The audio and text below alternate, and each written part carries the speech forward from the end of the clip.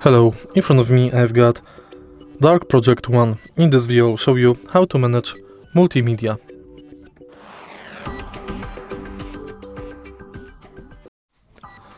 To use multimedia hotkeys, press functional button and simultaneously press F1 for entering the display,